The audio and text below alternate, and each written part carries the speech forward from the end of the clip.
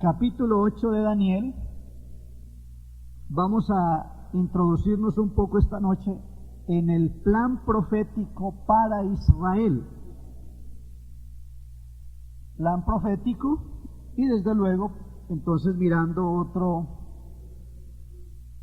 aspecto, mirándolo desde otro ángulo de la profecía. Dice la palabra, vamos a leer alternadamente unos versos. Daniel 8. En el año tercero del reinado del rey Belsasar, me apareció una visión a mí, Daniel, después de aquella que había aparecido antes, que es la capital del reino en la provincia de Elán. Vi pues en visión estando junto al río Ulai. Alcé los ojos y miré, y he aquí un carnero que estaba delante del río y tenía 2 cuernos. Y aunque los cuernos eran altos, uno era más alto que el otro, y el más alto creció después. Vi que el carnero hería con los cuernos al poniente y al norte y al sur, y que ninguna bestia podía parar delante de él, ni había quien escapase de su poder, y hacía conforme a su voluntad, y se engrandecía. Todos el verso 5. Mientras yo consideraba esto, he aquí un macho cabrío venía del lado del poniente sobre la faz de toda la tierra, sin tocar tierra, y aquel macho cabrío tenía un cuerno notable entre sus ojos. Amén. Vamos a orar para rogar al Señor que nos ilumine, porque queremos ir profundizando más en su palabra. Señor Jesús, muchas gracias. Queremos oír, queremos aprender más de tu palabra, queremos conocer más de tu voluntad. Enséñanos, Señor, que tú eres maravilloso. A ti la gloria, la alabanza. Háblanos, Señor Jesús, según tu grande y abundante misericordia. Amén. Gloria a Dios. Por favor, tomen asiento.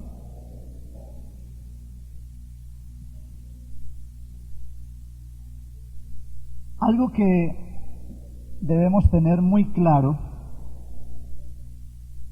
es el plan de Dios con relación a Israel. Porque el plan para Israel es uno y el plan para la iglesia es otro. Aunque es el mismo Dios, es la misma palabra, es la misma obra de redención, pero la manera como se ejecuta ese plan para unos y otros es diferente. Recordemos, aunque ya en la evaluación han aflorado varias fases o puntos sobresalientes, pero esto nos va a ayudar aquí para ubicarnos en este aspecto. La imagen que vio Daniel, entonces, está reflejando 4 imperios, o mejor, la imagen la vio el rey, pero Daniel interpretó el sueño que tuvo el rey. Entonces, la cabeza de oro, hablándonos del reino de Babilonia; el pecho de plata, hablándonos de los medo-persas; el vientre de bronce, el imperio griego; el hierro y el barro cocido, hablándonos del imperio romano. Cuando hemos visto a Daniel 7, entonces nos aparecen las bestias que salen del mar. E igualmente se nos refleja los 4 imperios. Comenzando por Babilonia, siguiendo con los medo-persas, lo tercero Grecia y cuarto, nuevamente el imperio romano. Ahora, la Biblia dice que toda palabra conste en boca de 2 o 3 testigos. Y usted se imagina que en un solo libro de la Biblia se muestren 3 retratos distintos para mostrar los 4 imperios que gobernarán el mundo en una época determinada. ¿Se imagina si eso tendrá validez o será importante ante los ojos de Dios? Y si tendrá cumplimiento. Entonces el primer retrato es la imagen que ve el rey en el sueño y Daniel se la interpreta. El segundo retrato, las bestias que salen del mar, ya explicadas en alguna medida pues más bien generosa o amplia. Pero ahora en el capítulo 8 nos aparece otra escena a la cual vamos a referirnos hoy para recordarnos de nuevo esos imperios, pero utilizando unas figuras diferentes. Esto es importante que lo analicemos. Para algunos suena de pronto incómodo o como tedioso el que haya ciertos pasajes de la Biblia que son muy repetitivos. De pronto alguien leía un evangelio y decía, no, pues yo leo un evangelio y no necesito leer los otros 3, porque es que ahí dice casi lo mismo, la diferencia es muy poca. Bueno, el leer un evangelio, cualquiera que sea, es muy provechoso, y si prefiere resumir allí toda la información, pues no podemos pensar que sea un pecado. Pero a mí sí me interesa conocer la óptica de los 4 escritores de los evangelios. ¿Por qué? Porque entonces yo tengo más información, tengo más argumento. Y aunque pareciera que todos dicen igual, hay enormes diferencias de un evangelio a otro. Si usted va a leer el pasaje del nuevo nacimiento, ese pasaje es exclusivo de Juan. Uno puede decir que porque leyó Mateo ya es completo, porque allá no está el nuevo nacimiento. Ahora, si usted lee Juan, completico, usted se perdería la bendición del buen samaritano, porque ahí no está esa parábola. ¿O sí? Siendo el evangelio de Juan como es, tan jugoso, tan tremendo, donde nos muestra la fase de la divinidad de Jesucristo. Entonces, cada evangelio tiene una importancia, tiene un enfoque. Los 4 en su conjunto son los que nos traen la revelación plena, pero no fue suficiente con los 4 evangelios. Fue necesario que los apóstoles escribieran las cartas, para que entonces lo que se vio en la portada, en la entrada al lugar santo, ahora podamos verlo dentro del lugar santo y proyectarnos al lugar santísimo por el conocimiento de la verdad revelada. Amén. Tomo esto como un punto de referencia. Los cuadros de Daniel, la imagen, las bestias y ahora el carnero y el macho cabrío, pues son la recapitulación o repetición de una visión de diferentes maneras para enseñarnos una sola verdad, y es los eventos que tienen que ver con los imperios del mundo y que se proyectan al final de los siglos. Entonces vamos a introducirnos un poco en esto. En el año 612 antes de Cristo, los medos se aliaron con Babilonia. O sea, aquí estamos de pronto retrocediendo un poco más la historia, un poco más atrás de Alejandro, un poco más atrás de Antíoco Epífanes y otros personajes que veremos hoy. Estos 2 imperios unidos dominaron Siria, Asia, Egipto y Etiopía. Es decir, tuvieron una dominación bastante prominente. La porción leída nos dice en el verso 4 que el carnero hería con los cuernos al poniente, al norte y al sur, y que ninguna bestia podía parar delante de él, ni había quien escapase de su poder, y hacía conforme a su voluntad, y se engrandecía. Es un imperio creciente, un imperio en notable desarrollo. Su fuerza es cada vez mayor. Habla de los puntos cardinales y dice que nadie puede detener esa fuerza o ese poderío.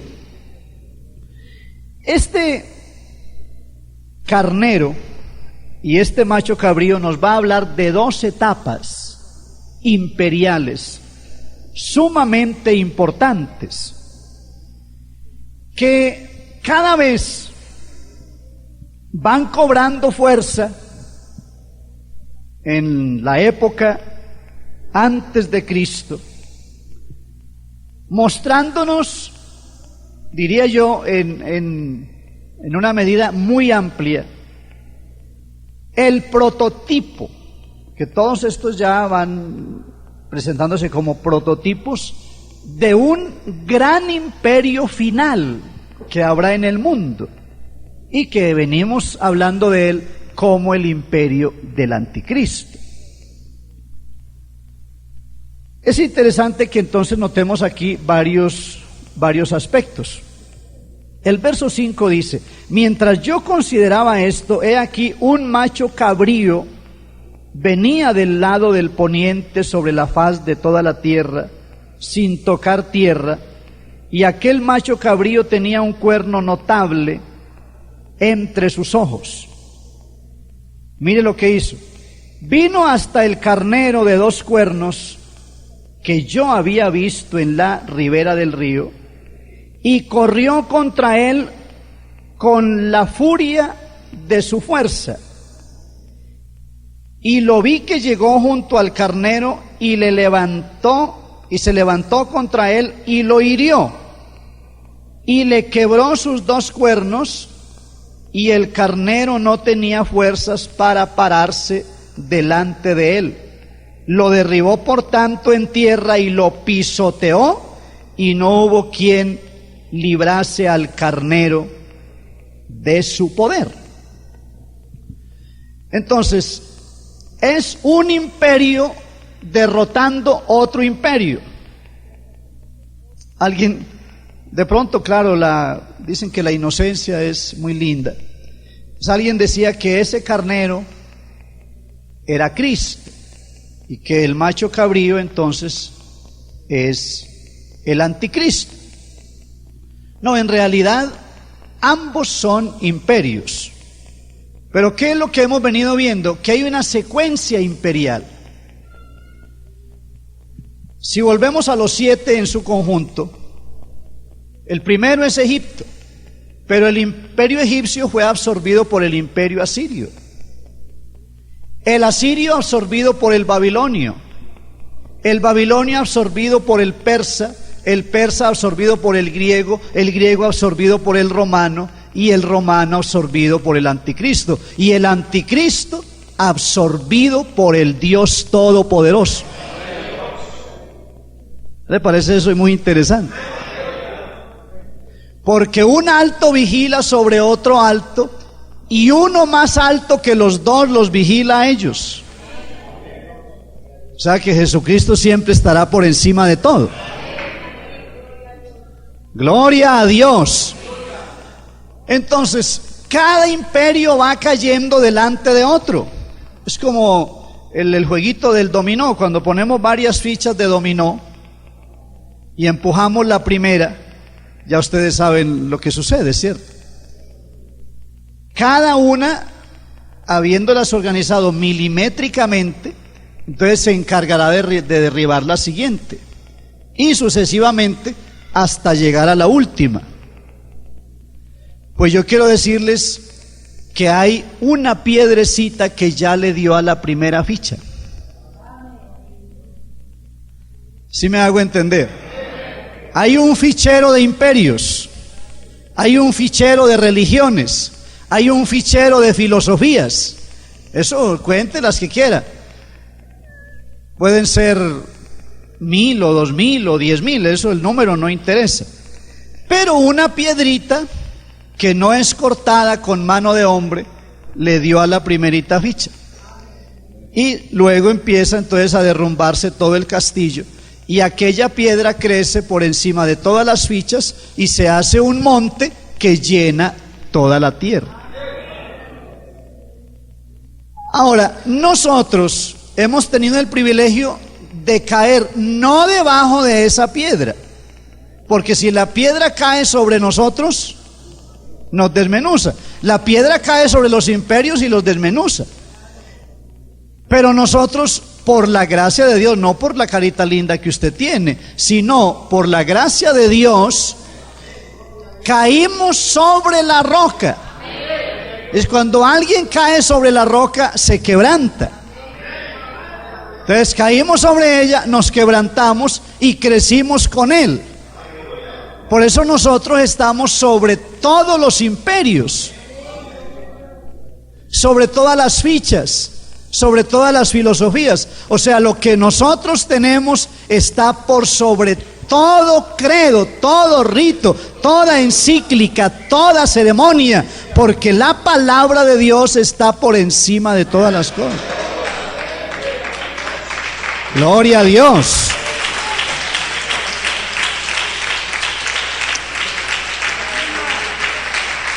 Aleluya.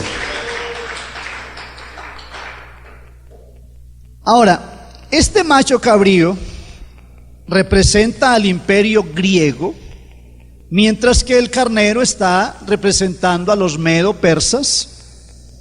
Y por cierto, la visión es bien clara. El carnero estaba delante del río, tenía 2 cuernos, para hablarnos de 2 poderes, el medo y el persa. Ahora, ahí mismo se nos da ya un perfil parecido al del capítulo 7, porque dice, aunque los cuernos eran altos, uno era más alto que el otro, y el más alto creció después. ¿Cuál creció más? El imperio de los persas, porque fue mayor que el imperio de los medos. Pero los dos tenían una alianza, y aparte de unirse entre ellos con el remanente que quedaba de Babilonia, porque quedó un remanente del imperio babilónico, entonces hubo lo que se llama hoy en términos políticos una coalición. Una coalición, y entonces trataron de hacerse fuertes, pero no hay coalición que valga. ¿Por qué? Porque cuando le llegó la hora a un imperio de venirse abajo, se viene abajo y no lo detiene nada. Aunque nos adelantamos un poco, porque eso está en los temas a tratar. ¿Qué ocurrió con el imperio ruso? O sea, el famoso imperio de la cortina de hierro. ¿Alguien sabe dónde está ese imperio? ¿Alguien sabe cuál es su fuerza? Hermanos, eso se derrumbó como un castillo de naipes cuando apareció el señor Mijaíl Gorbachov en escena y habló de la perestroika. Entonces se creía que era un maniático y que quería enfrentarse a un imperio que era inexpugnable, porque se sabía, y pues aquí los que han leído un poco más o han investigado saben, que las 2 potencias mayores del mundo eran Rusia y Estados Unidos. Pero resulta que ahora Rusia tiene hambre. Así de simple, tiene hambre. Le están mandando arroz de otros países. Están enviando comida enlatada. Y los submarinos se le hunden y no pueden sacarlos del mar y se les mueren las tripulaciones allá. Y en su soberbia dicen, no necesitamos ayuda, nosotros podemos hacer las cosas. Y claro, pueden hacer por lo menos un entierro múltiple, porque ya su fama, su grandeza se vino abajo. Eso para citar un ejemplo. Así como cayó el imperio ruso, ¿no podrá caer el imperio de los Estados Unidos? También. llegará el momento en que se va derrumbando. ¿Por qué? Porque son muchas situaciones encontradas que pueden venirse en un momento determinado. Aquí entonces, ese carnero, con sus cuernos, con su grandeza, que todo lo quiere derribar, todo lo quiere echar por tierra, encuentra un enemigo. Ese enemigo, pues, no está dispuesto a dar el brazo a torcer. Ese enemigo es el imperio griego representado en el macho cabrío. Así que entonces se lanza a una destrucción total, lo pisotea, lo pone en fuerza menor, y luego dice, mire el verso 8, y el macho cabrío se engrandeció sobremanera, pero estando en su mayor fuerza, aquel gran cuerno fue quebrado, y en su lugar salieron otros 4 cuernos, notables hacia los 4 vientos del cielo. A ver si ustedes recuerdan en la bestia que vimos del capítulo 7, dice que hubo una división. Hubo una división de un imperio. Aquí se quiebra el cuerno mayor. Cuerno es poder, cuerno es autoridad, cuerno es grandeza. Se le quita la autoridad, se le quita la grandeza, y aparecen en su lugar 4 cuernos de menor tamaño. Son las 4 divisiones que hablamos en clases anteriores, en las cuales se divide este imperio, el imperio griego. Entonces, una división la conduce Casandro, la otra la conduce Lisímaco, la tercera Seleuco y la cuarta Ptolomeo.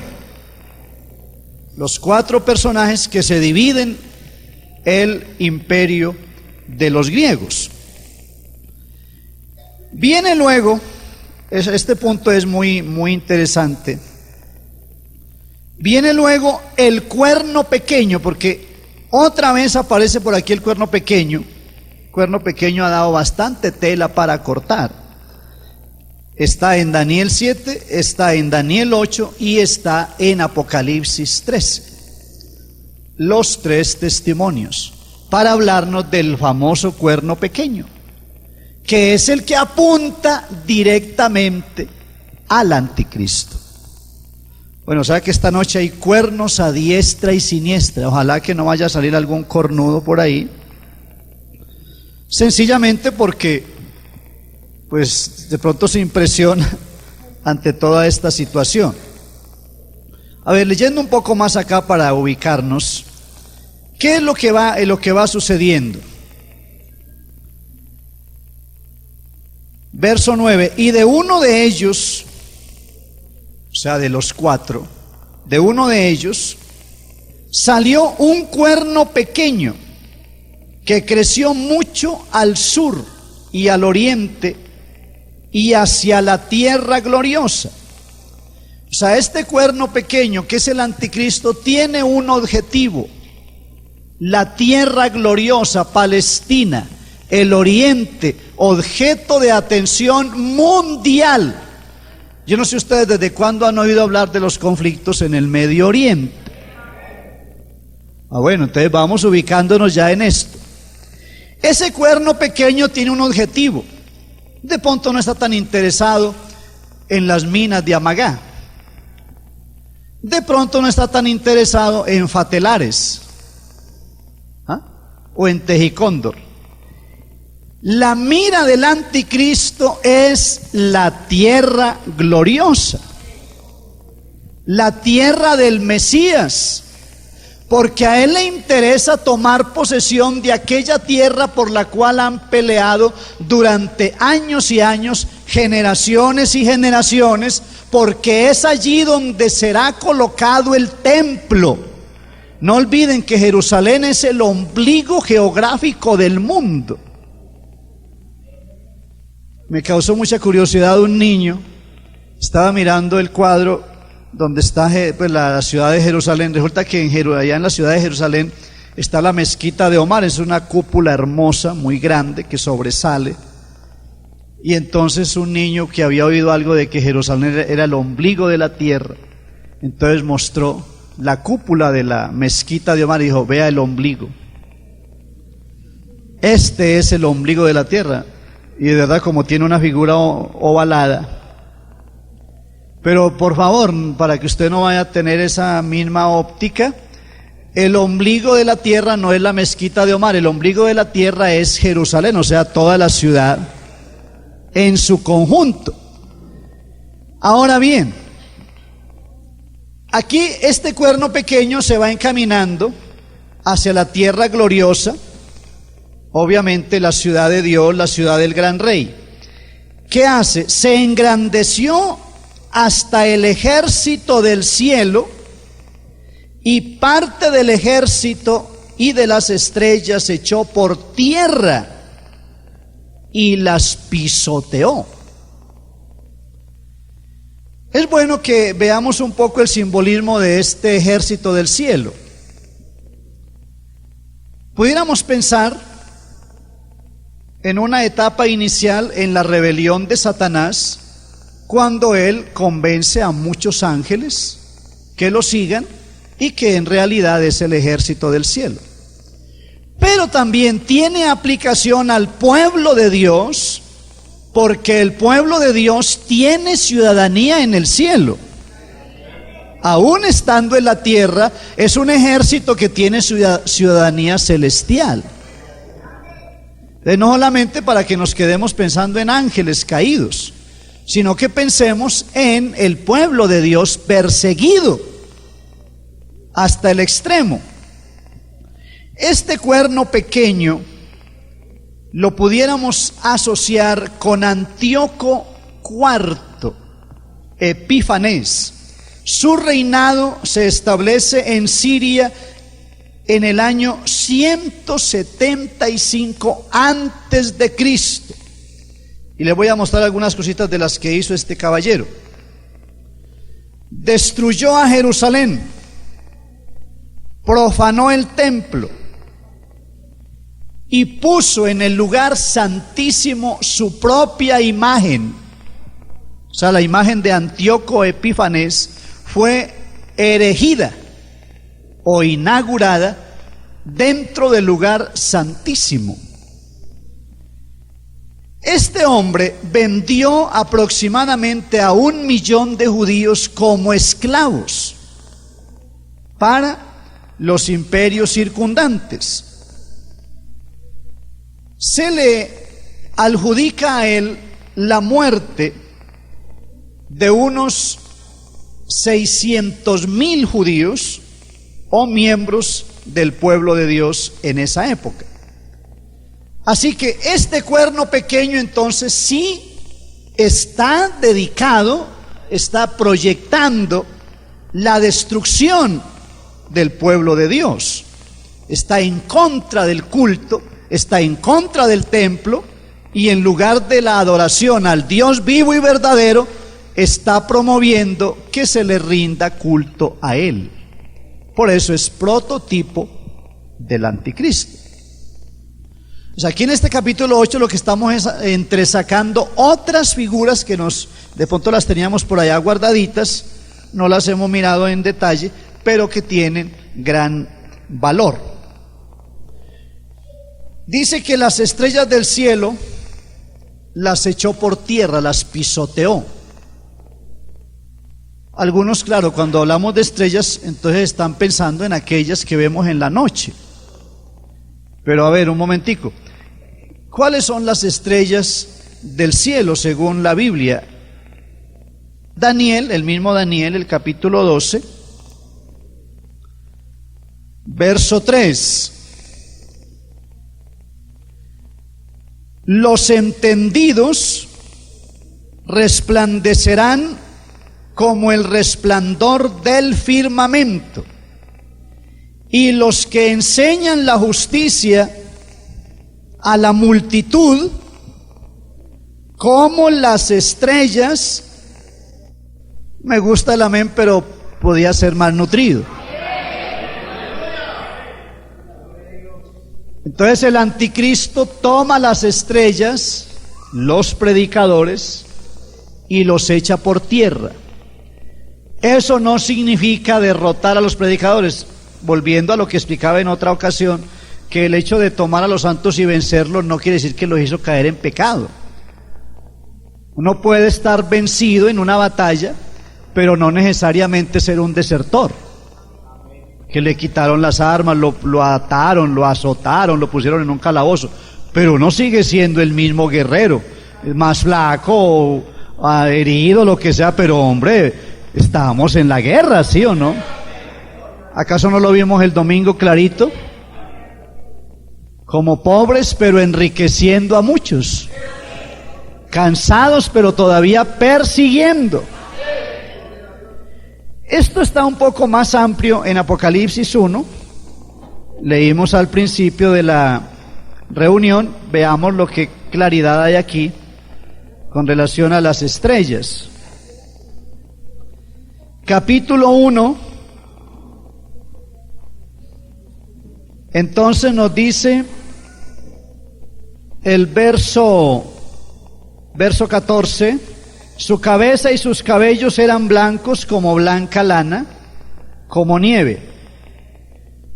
Algunos que de pronto no tienen en cuenta la parte gramatical, entonces se comen los puntos y dicen que tenía cabellos, los cabellos eran blancos como blanca lana, como nieve sus ojos. Por favor. Blanca lana como nieve. Ahí hace una paradita. Entonces se refiere al cabello. Sus ojos como llama de fuego. Amén. A ver que es bueno tener cuidado en eso. Amén.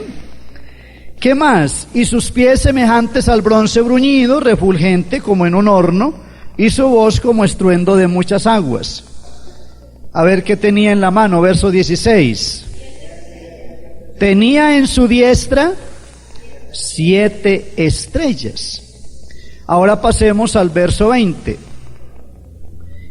El misterio de las 7 estrellas, ¿qué es? El misterio de las 7 estrellas que has visto en mi diestra y de los 7 candeleros de oro. Las 7 estrellas, ¿qué son? Los 7 ángeles de las 7 iglesias. ¿Y qué son los candeleros? Las 7 iglesias. ¿Y cuál era el ángel de Éfeso y el ángel de Esmirna y el ángel de Pérgamo? Pues el pastor, el predicador, el hombre que Dios puso allí. Bueno, modestia aparte, pero somos estrellas en la mano de Jesús. Así de sencillo. Muy mal le va al que se levanta contra un ministro del Señor. Porque entonces tiene espíritu de anticristo. Porque ¿qué es lo que hacía el cuerno pequeño? Tomar las estrellas y ponerlas al piso, pisotearlas. El que habla contra un pastor, y no pensemos en nombres propios, pensemos en el ministerio como tal. El que se levanta contra un pastor, el que le quiere hacer la guerra a un pastor, tiene espíritu de anticristo, porque esa es la tarea de él. Pisotear las estrellas. Y claro, pisotear las estrellas es una utopía. Usted puede pisar el barro, usted puede pisar las piedras en el camino, pero ¿usted cómo hace para pisar una estrella? A ver, alguien que me explique eso. Ahorita, como estamos grabando, entonces apenas yo termine la exposición, ahí usted va a hacer una preguntita con relación a esto. Entonces, las estrellas están representando a los enseñadores, los predicadores, los ministros de la palabra de Dios. Y los candelabros son cada iglesia. Imagínense si tendremos luz. Mire qué belleza. Yo les muestro el conjunto. Jesucristo es el sol de justicia. Los predicadores somos estrellas y la iglesia es un candelabro, es un incendio, y dentro de la iglesia está el fuego del Espíritu Santo. Dele la gloria a Dios.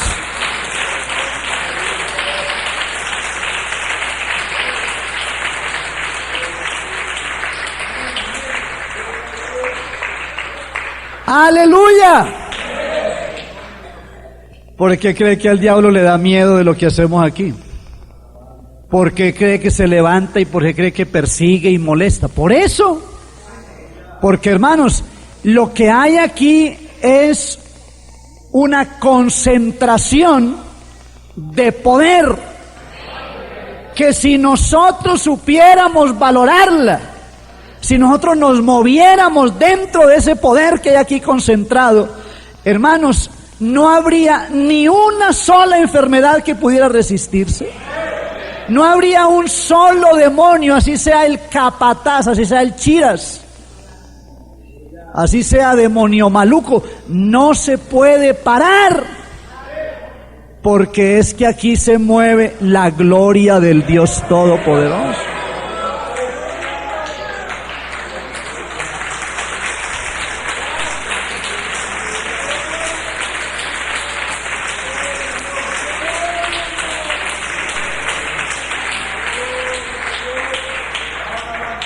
Gloria a Dios. Aleluya. Hermanos, les voy a cumplir lo prometido, hacer muy resumido el tema, porque pues de pronto pueden haber, ¿verdad?, otras inquietudes. Pero allí, volviendo a Daniel 8, quiero que veamos de pronto, ya para resumir esta idea, algo muy interesante. Pasémonos al verso 22, adelantamos un poco.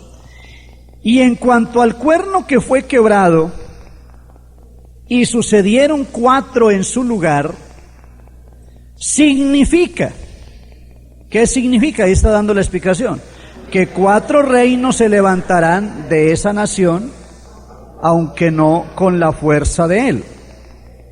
Entonces aquí está dándonos una claridad sobre la división que les hablaba respecto al imperio griego. Retrocediendo un poquitito hasta el verso 20, dice: en cuanto al carnero que viste, que tenía 2 cuernos, estos son, ¿quiénes? Porque de pronto alguno dice, pero el hermano se está inventando, está diciéndonos un cuento. No, es que eso es lo que dice aquí, que entonces el carnero es Media y es Persia, y que tenía los 2 cuernos. Eso no tiene vuelta, a no ser que le vamos a dar una exégesis a esto distinto, pero eso está clarísimo. Gloria a Dios, porque la Biblia hay que estudiarla con el texto y el contexto. Hay un texto cercano y hay un contexto cercano y hay un contexto lejano. El cercano puede estar en el mismo capítulo, en el anterior o posterior, pero hay contextos que están incluso en otro libro de la Biblia, o están el uno en un testamento y el otro en otro testamento. El verso 21, el macho cabrío es el rey de Grecia. Ni siquiera hay que suponerlo, es que lo dice.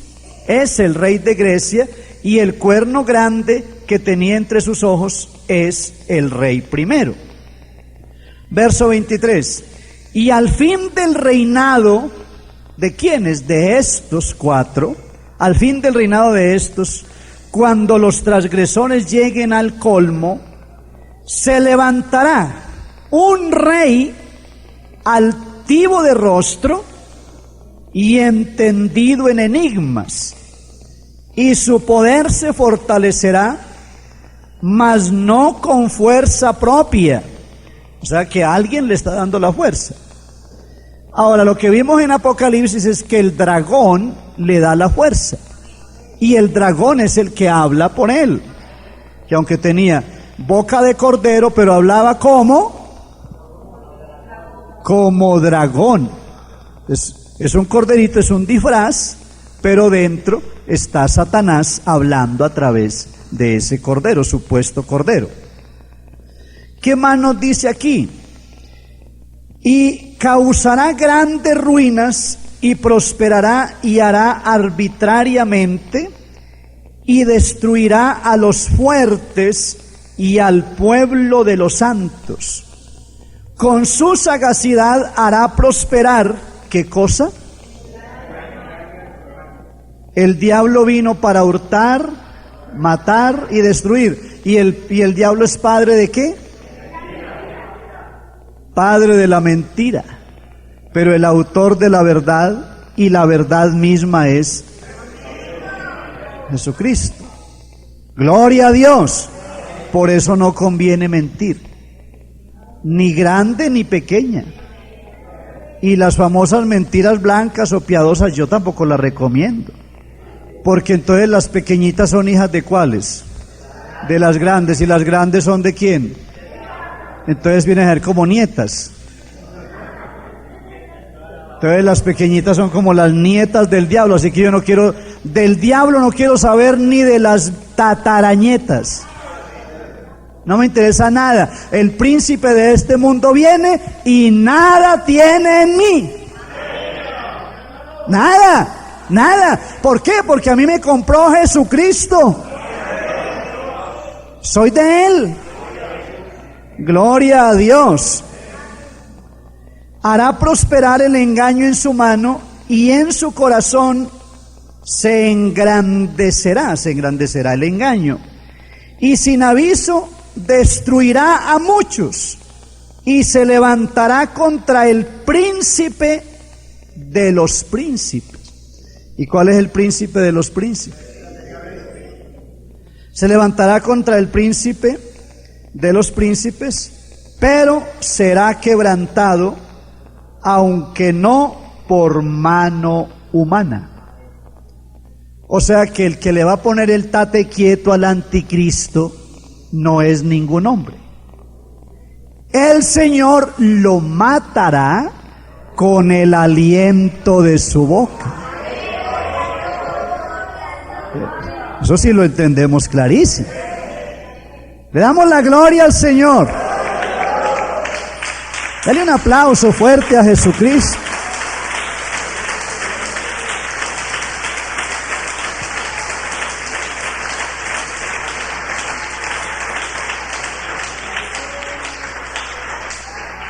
Aleluya. Yo quiero hacer una anotación aquí interesante. Yo les he insistido mucho que al diablo, pues de hecho hay que darle el lugar que él tiene. Es un engañador, es un emperador, es sagaz, todo. Pero hermanos, si nosotros estamos en Cristo, a Satanás no hay que tenerle miedo. Yo estaba oyendo, pues respeto mucho la opinión de algunos, que porque viene el Halloween, que viene octubre, y que entonces en ese mes si esto va a estar muy tenaz, y que dónde nos vamos, y habrá que hacer algo. Pues oremos y sigamos al Señor y todo. Pero hermanos, así no sea octubre, puede ser marzo, puede ser cualquier mes. El diablo puede presentarse como quiera. Que se apareció en Trinidad el diablo en calzoncillos, por decir algo. ¿Pero qué importa? ¿Qué interesa? Satanás fue vencido por el Señor hace 2000 años, que armó la persecución más terrible en contra de la iglesia. Pero es que todavía el Salmo 91 tiene validez. El que habita al abrigo del Altísimo. A ver quiénes moran aquí bajo la sombra del Omnipotente.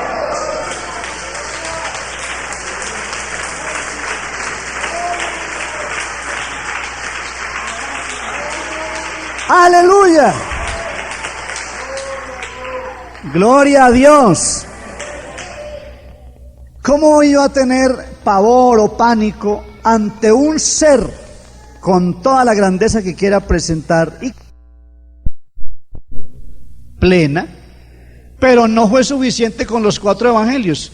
fue necesario que los apóstoles escribieran las cartas, para que entonces lo que se vio en la portada, en la entrada al lugar santo, ahora podamos verlo dentro del lugar santo y proyectarnos al lugar santísimo por el conocimiento de la verdad revelada. Amén. Tomo esto como un punto de referencia.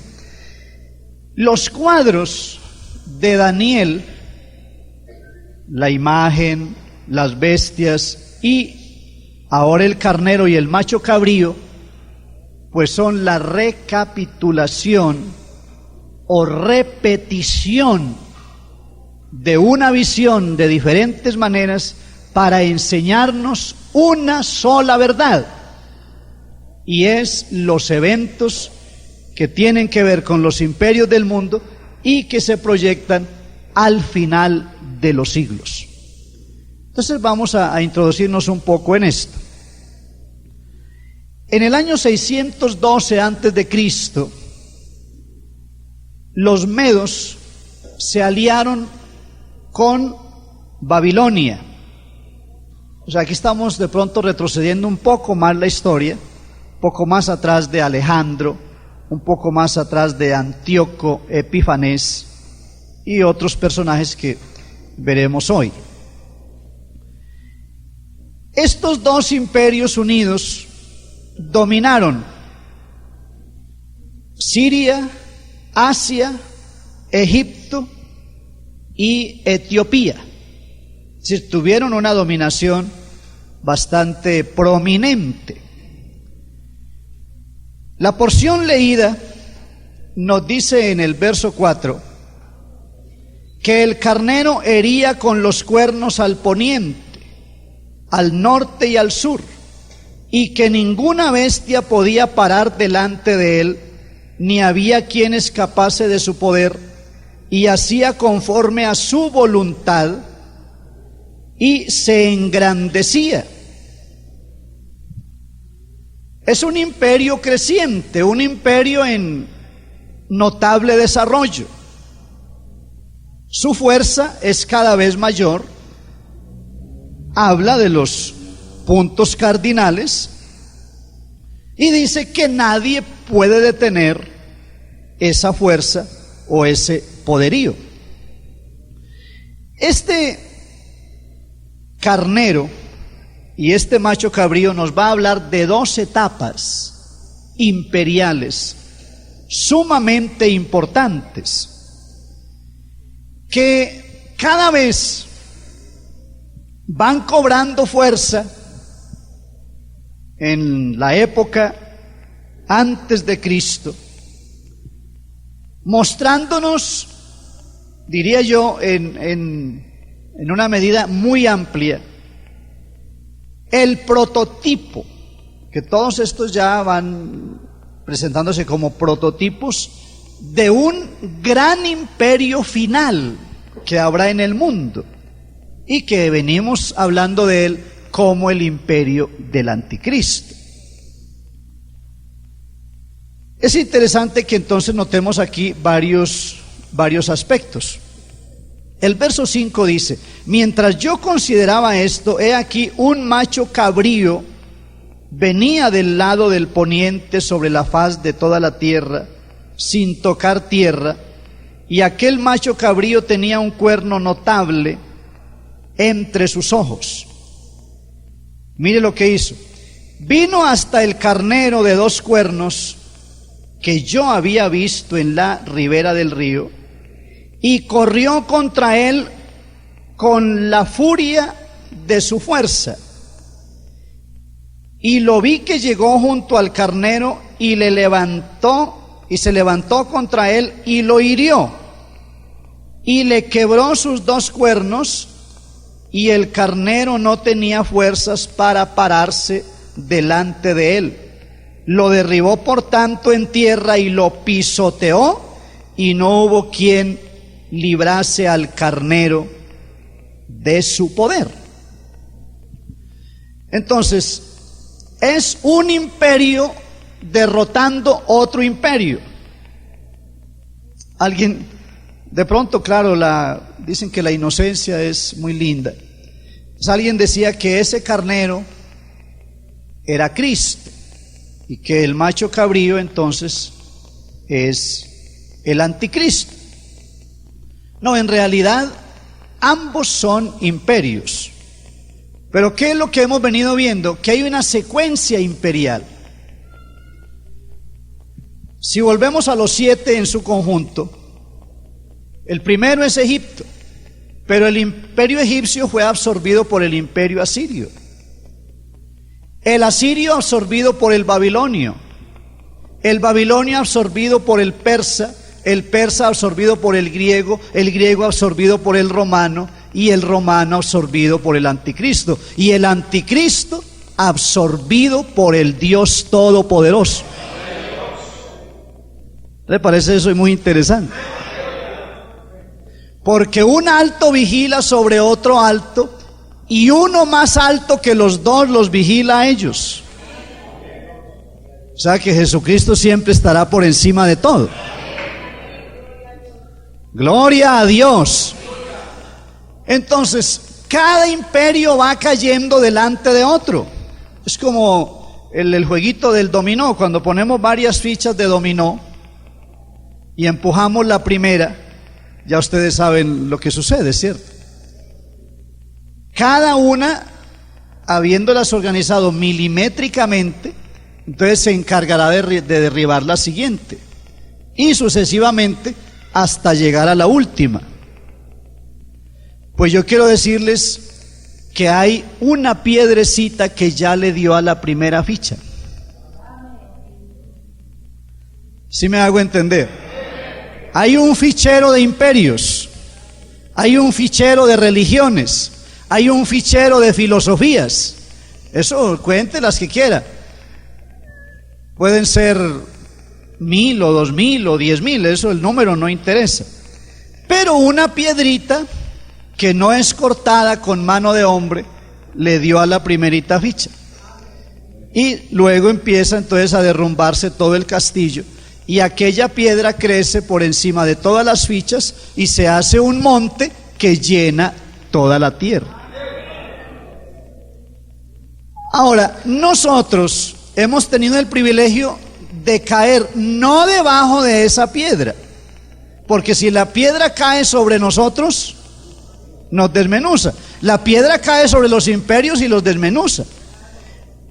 Pero nosotros, por la gracia de Dios, no por la carita linda que usted tiene, sino por la gracia de Dios, caímos sobre la roca. Es cuando alguien cae sobre la roca, se quebranta. Entonces caímos sobre ella, nos quebrantamos y crecimos con él. Por eso nosotros estamos sobre todos los imperios, sobre todas las fichas, sobre todas las filosofías. O sea, lo que nosotros tenemos está por sobre todo credo, todo rito, toda encíclica, toda ceremonia, porque la palabra de Dios está por encima de todas las cosas. Gloria a Dios.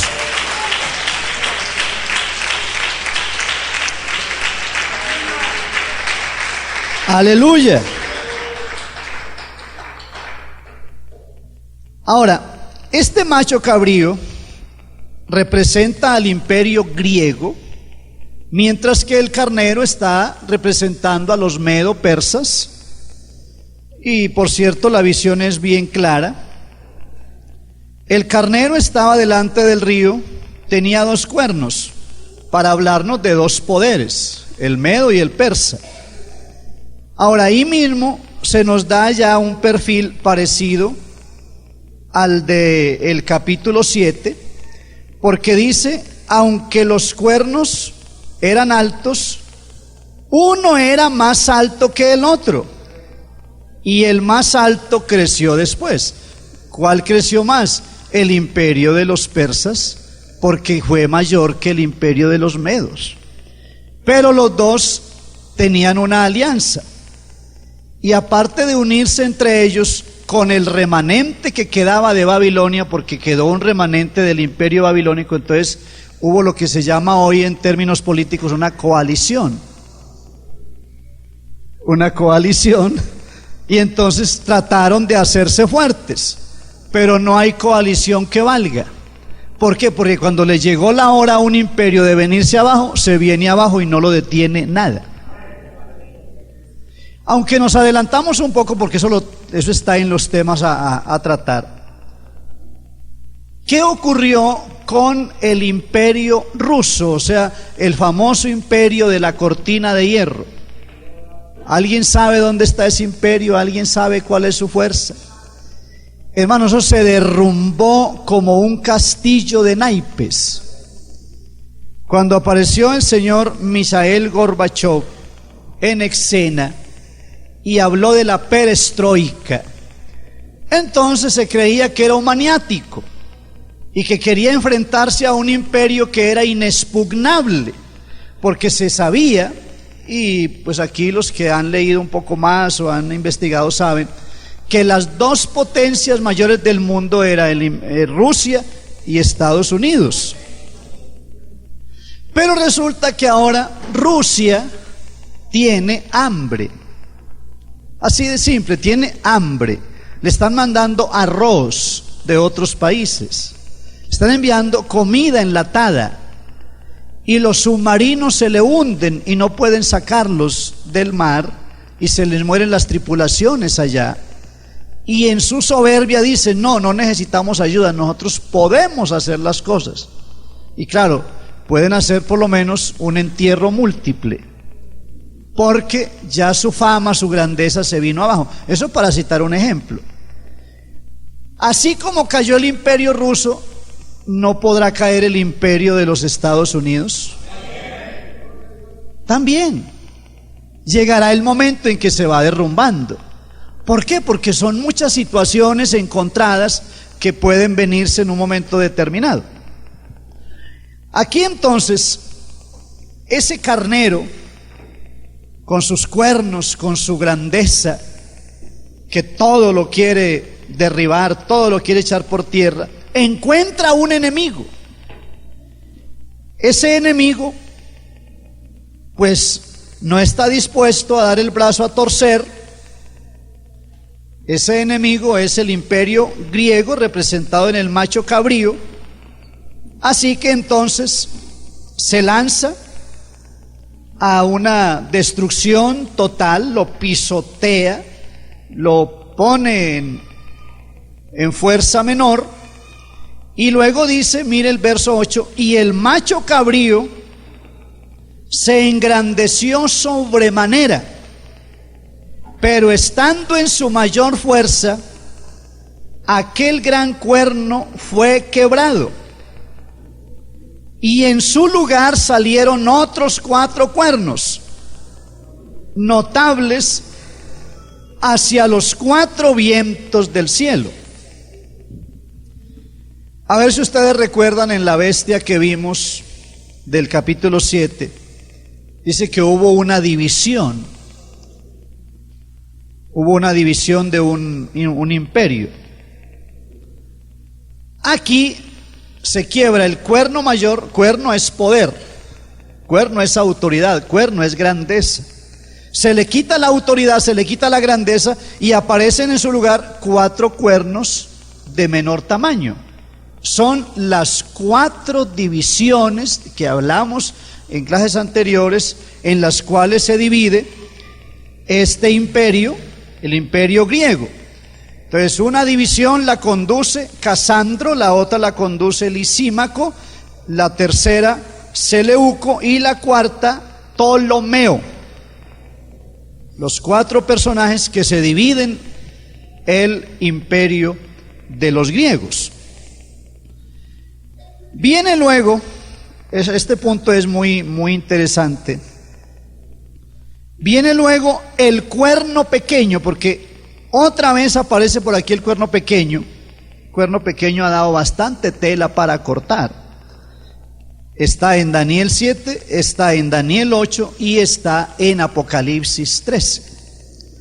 Los 3 testimonios para hablarnos del famoso cuerno pequeño, que es el que apunta directamente al anticristo. Bueno, o sea que esta noche hay cuernos a diestra y siniestra. Ojalá que no vaya a salir algún cornudo por ahí.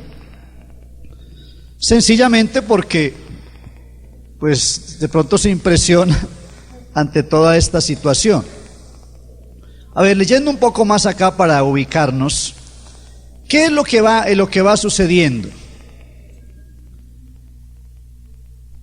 Verso 9, y de uno de ellos, o sea, de los 4, de uno de ellos salió un cuerno pequeño que creció mucho al sur y al oriente y hacia la tierra gloriosa. O sea, este cuerno pequeño, que es el anticristo, tiene un objetivo: la tierra gloriosa, Palestina, el oriente, objeto de atención mundial. Yo no sé ustedes desde cuándo han oído hablar de los conflictos en el Medio Oriente. Bueno, entonces vamos ubicándonos ya en esto. Ese cuerno pequeño tiene un objetivo. De pronto no está tan interesado en las minas de Amagá. De pronto no está tan interesado en Fatelares,